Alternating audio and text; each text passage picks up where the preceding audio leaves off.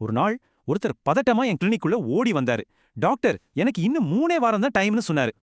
அவரோட போனை காட்டி சொன்னாரு, அவரோட சின்ன கட்டவிரல் துடிப்புக்கு கூகுள் என்ன தீர்ப்பு சொல்லிருக்குன்னு. நம்ம குமார் அண்ணனுக்கு காலையில கட்ட விரல்ல ஒரு சின்ன துடிப்பு. ஆனா நம்ம மனசு சும்மா இருக்குமா சொல்லுங்க? உடனே கூகுள்ல கட்டை விரல் துடிக்க காரணம்னு தேடினார். முதல் ரிசல்ட் ரொம்பவே சிம்பிளா இருந்துச்சு.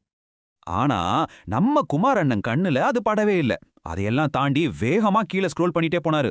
அங்கிருந்த பெரிய பெரிய நோய்களோட பேரை பார்த்ததும் அவருக்கு ஹார்ட் பீட் எகற ஆரம்பிச்சிடுச்சு. அவ்வளவுதான், குமாரண்ணன் ஒரு முடிவுக்கு வந்துட்டாரு. இந்த சின்ன துடிப்பு ஒரு பெரிய நோயோட அறிகுறிதான்னு. நான் அவர்கிட்ட சிரிச்சுக்கிட்டே ஒரே ஒரு கேள்விதான் கேட்டேன். ஆனா அதுதான் எல்லாத்தையும் மாத்துச்சு. அதுக்கு அவரு, ஆமா டாக்டர், நேத்து நைட்டும் சரியா தூங்கல, இன்னைக்கு காலையில 4-5 கப் காஃபி குடிச்சிட்டேன்னு சொன்னாரு.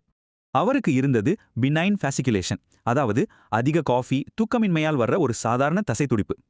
இப்படி ஆன்லைன்ல அறிகுறிகளை தேடி நாமளே பயப்படுறதுக்கு பேரு தான் சைபர்காண்ட்ரியா.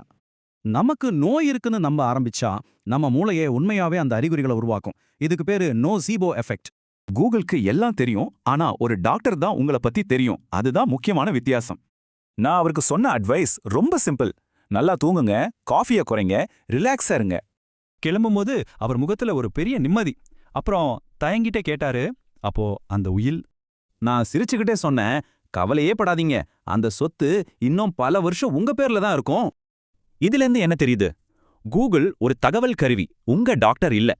சின்ன விஷயங்களுக்கு தேவையில்லாம பயப்படாதீங்க. அடுத்த முறை சின்னதா உடம்புல ஏதாவது வந்தா கூகுளை திறப்பீங்களா, இல்ல நம்ம குமாரனை நினைச்சுப்பீங்களா?